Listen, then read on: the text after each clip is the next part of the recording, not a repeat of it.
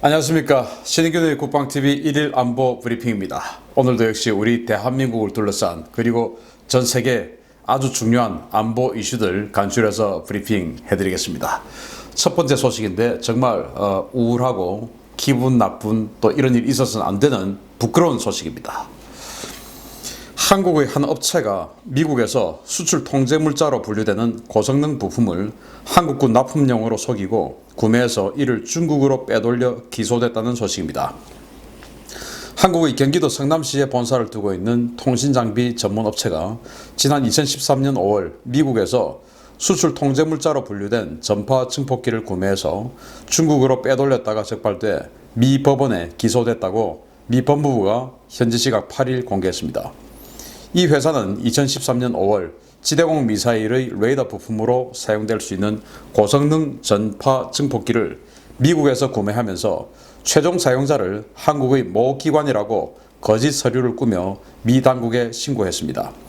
이 회사는 이런 수법으로 20차례 이상 총 81만 달러 규모의 통제물자를 구입해서 중국으로 빼돌린 것으로 확인됐는데요. 미 사법당국의 조사 결과 이 같은 범죄 행위가 모두 탄로났습니다. 전문가들은 이미 3년 전에 유죄 판결이 났던 사건을 미 법무부가 이제야 공개한 배경에 관심을 두고 있습니다. 국내 로펌에서는 미중 무역 갈등 속에서 중국에 물품 반출을 하는 기업들을 집중 조사 중이며 미국이 이번 사건 결과를 공개하면서 해당 업체에 대한 후속 처리 공조를 한국 정부에 요청하는 과정에서 관련 사안이 공개됐을 것이다 라는 분석을 내놓았습니다. 최근 CSIS에서는 미국의 동맹국 중에서 한국이 가장 취약한 연결고리라는 지적이 제기된 바 있었는데요. 이번 사건 공개로 미국 정재계에서 한국에 대한 불신이 더 커지지 않을지 우리 정부의 강력한 단속이 필요해 보입니다. 정말 이래서는 안 되는데 우리 동맹국인 미국을 속여서 미국의 전략물자를 반출해서 한국의 군이든 어떤 기관이든 어쨌든 한국 기관에 납품한다고 거짓 서류를 꾸며서 사와가지고 중국에 넘겼답니다. 20차례 이상 81만 달러 규모로 부품이기 때문에 큰 소액 거액은 아니죠. 한 10억 원 정도의 매출, 그러면 이게 돈이 다 남겠습니까? 아니죠. 이 중에서 마진 얼마 되는지 모르겠지만 이 돈을 위해서 대한민국의 국익, 국격, 그리고 동맹의 가치 모든 것을 팔아버린 이 성남에 있는 이 업체 사장 정말 강력한 처벌을 해야 되겠는데요. 2013년에 벌어진 일이고 2017년에 미국에서 유죄 판결이 났다고 합니다. 그걸 지금 미국이 지금 현재 공개를 했는데 그러면 이제 왜 했냐? 아마도 한국과의 어떤 그 사법 공조 체제를 하는 과정에서 지금 나온 게 아니냐라고 생각이 한다고 지금 국내 로펌을 이야기를 하는데, 그러니까 이 사람 범죄인 인도 협약에 걸쳐서 미국으로 보내라든지 아니면은 미국으로 보낼 수 없으면 한국에서 한국 국내법에 의해서 처벌하라든지 이런 게 있지 않았을까라고 생각이 되는데요.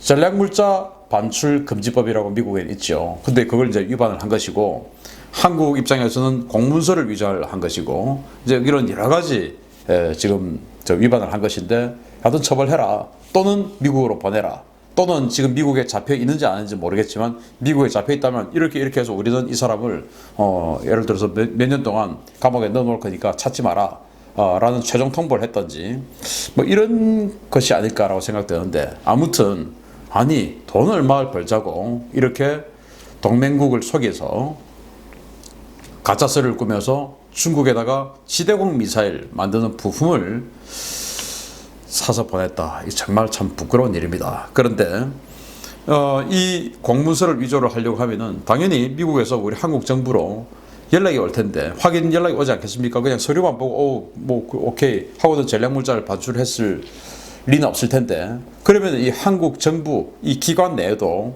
이런 중국에 뭔가를 보내주는 어떤 이 과정에서 협조자가 있었던 것은 아닌지, 이것도 사실은 우리 기무 지금 군사안보지원사령부인데 이런 곳에서 밝혀내야 된다고 생각합니다. 군에는 과연 중국으로 이렇게 빼돌리는 여기에 협조자가 있는지 없는지 이거 밝혀내야죠.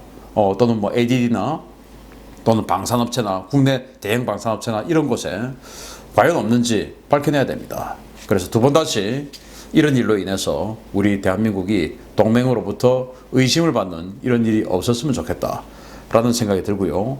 두 번째 소식입니다. 최근 북한이 김일성 사망일을 맞아 평양에 거의 넉 달 만에 특별 공급을 했다고 알려진 가운데 이 특별 공급 식량이 김정은의 비밀 통치 자금인 39호실 자금으로 구입된 것으로 알려졌습니다. 지도부의 동요에 김정은이 정말 다급하긴 했나 봅니다. 지난 3월 이후 배급이 끊긴 평양에 이달 초에 특별 공급이 이루어진 것은 김정은의 특별 지시에 따라서 39호실이 움직인 덕분이라고 데일리 NK가 평양 내부 소식통을 인용해 7월 8일 보도했습니다. 평양 소식통은 데일리 NK에 최근 당국이 이번 배급에 대해 당 자금으로 식량을 사왔으며 이는 김정은의 배려 배급 긴급 공급 특별 지시에 의한 것이라고 선전하고 있다라고 전해왔습니다. 소식통에 따르면 39호실은 외화벌이로 구한 자금으로 중국 저장성 일대에서 도정하지 않은 곡물 20에서 30만 톤을 구매했으며 이를 선박편으로 남포항으로 들여온 것으로 전해졌는데요. 최근 남포항 일대에서 활발하게 움직이고 있는 식량 수송선들이 바로 이 식량을 실어 나른 것으로 추정된다는 것입니다. 북한 내부 소식통의 이러한 주장은 최근 중국이 북한에 80만 톤에 달하는 식량을 지원했으며 이것이 남포항으로 들어가고 있다는 보도와 배치되는 것인데요. 중국이 북한에 식량을 무상 지원한 것이 아니라 돈을 받고 팔았다는 것이어서 사실관계 확인이 좀 필요해 보입니다. 극심한 식량난에도 39호실 자금을 풀지 않았던 김정은이 이번 자금을 풀어 식량을 구매한 것은 이른바 혁명의 중심지 평양에서조차 배급이 장기간 끊겨 지배층 민심이 동요하는 것을 막기 위한 궁여지책이었던 것으로 보이는데요. 김정은 정권 정말 갈 때까지 간 것 같습니다. 자, 39호실 바로 김정은의 비밀 통치자금, 그러니까 김정은이 그냥 주머니 쌈짓돈이죠. 쌈짓돈. 자신의 그냥 개인 돈이에요. 그걸 이제 충당하기 위해서 전 세계에 나가 있는 그 북한의 대사관 그리고 기업 이런 데서 충성 자금을 걷어서 김정은의 개인 통장에 넣어주기 위한 이런 일들을 벌이고 있고 그 사업을 총괄하는 게 39호실이에요. 그런데 지난 3월 달부터 평양에 배급이 끊겼다가 지난 7월 6일 날 이제 평양에 특별 배급이 이루어졌는데 여기에는 각종 이제 식료품, 그 곡물 그리고 이제 뭐 식용유 뭐 이런 것까지 해서 특별 공급이 평양에만 이루어졌는데 이 공급이 바로 39호실 즉 김정은의 이 통치 자금으로 했다라고 지금 당에서 선전하고 있다는 겁니다. 자, 여기에서 핵심 키포인트는 39호실 돈으로 이 특별 배급을 했다라는 것과 그리고 선전하고 있다라는 두 가지입니다. 첫째는 지금 이제 이 평양이라고 하는 곳은 뭐 북한의 특수계층 그러니까 거의 뭐 당원들 이런 사람들만 있는 곳이 평양 아니겠습니까? 그러니까 선택받은 자들만 있는 곳이 평양이죠. 그런데 평양에서조차 3월 달부터 배급이 이루어지지 않으니까 이 지배층들이 민심이 동요하죠. 야, 이러다가 이거 우리나라 망하는 거 아니냐? 나의 지금 이 권력 무너지는 거 아니냐? 불안하죠. 그런 상황에서 이제 7월 8일이 김일성 사망 26주기 아닙니까?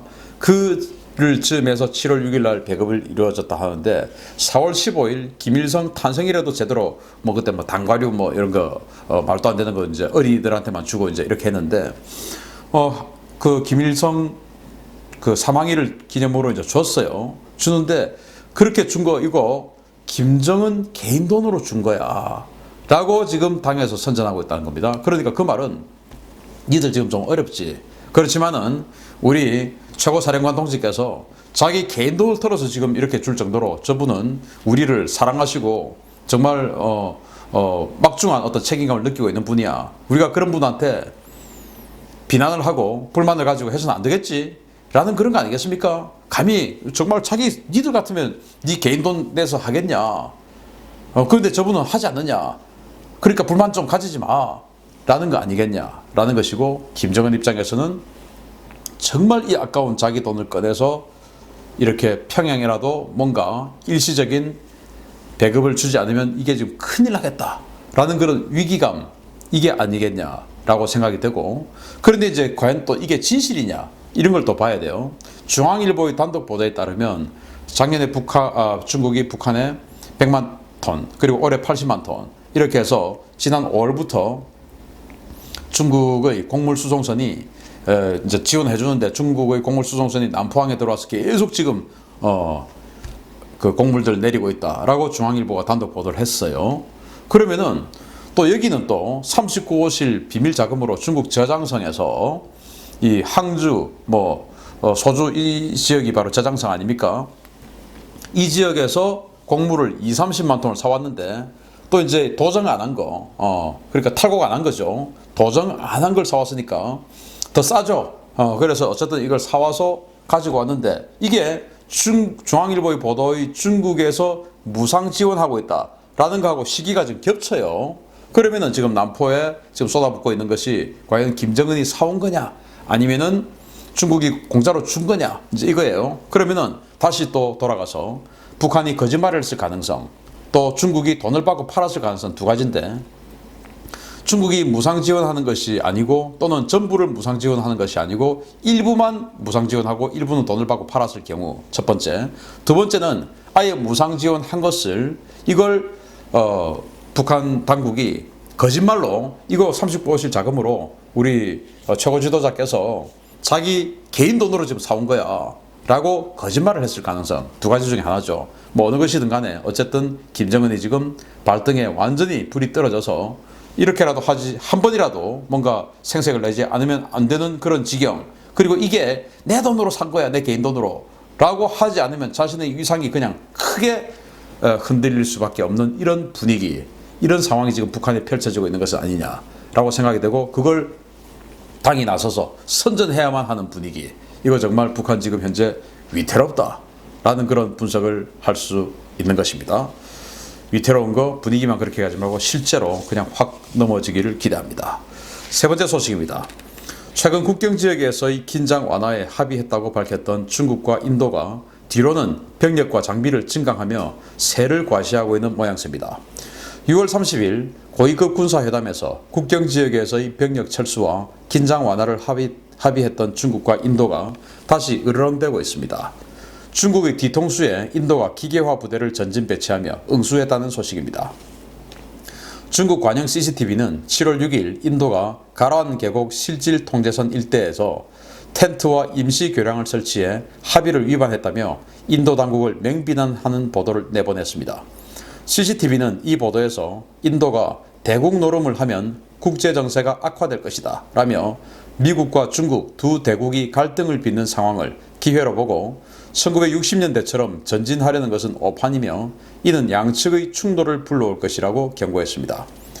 중국은 CCTV와 황구시보 등 관영 매체를 동원해 7월 6일부터 8일까지 서부 고원지대에서의 중국군의 야간 화력 투사 훈련과 특수부대 훈련 등을 공개하며 라다크 인근 지역에서의 중국군 군사 역량이 건재함을 과시했습니다.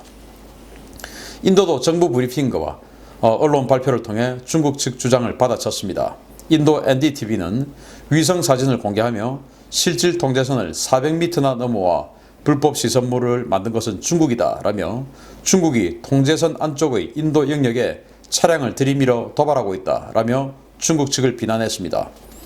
인도는 중국의 차량 진입에 대응해서 가란 계곡 일대에 중무장한 BMP-2 보병 전투 장갑차를 전진 배치하는 강수를 뒀는데요. 약속이라는 것을 중시하지 않는 두 나라의 합의가 불과 열흘 만에 다시 흔들리고 있습니다. 6월 30일 우리 이제 무력 충돌하지 말자. 그래서 병력 1.5km씩 뒤로 빼자라고 지금 합의한 거 아닙니까? 그런데 지금 다시 실질 통제선 안으로, 그러니까 이 군사분계선 안으로 지금 들이밀었다 이거예요. 인도 측의 주장에 따르면 중국이 1.5km DMZ 그걸 넘어와서 아예 우리 쪽 400m까지 지금 차량을 지금 들이밀었다. 이렇게 지금 주장을 하는 것이고, 그래서 인도는 나 지금 가만히 있지 않아.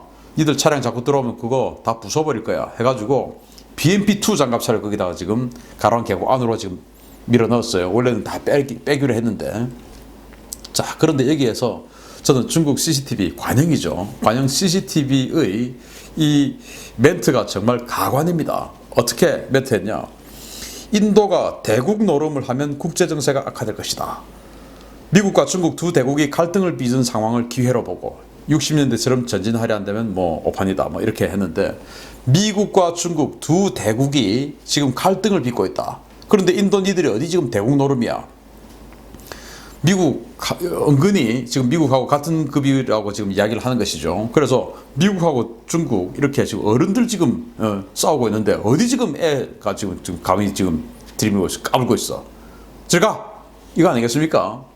정말 기가 차죠. 그래서 1960년대 정말 사실 이 라다크 지역에서 1962년도에 인도가 중국에게 박살이 났죠. 그렇게 또 만들어 버릴 거야. 지금 이거 아니겠습니까? 그래서 중국 관영 언론에서 이런 이야기를 한다는 것은 중국 공산당 중공의 선전선동부에서 검열을 했다라는 말이 되는데 이거 인도가 모를 리가 없겠죠. 또 인도 국민들 어떤 반응을 내놓을지 과연 여기에서 정말로 무력 충돌이 없이 평화스럽게 끝날지 지켜봐야 할 문제인데 자 중국 언론 뭐 이런 말들 정말 상대의 자존심을 확 긁어버리는 이런 말들 관영 매체가 하는 건 안 맞지 않습니까? 마치겠습니다. 감사합니다.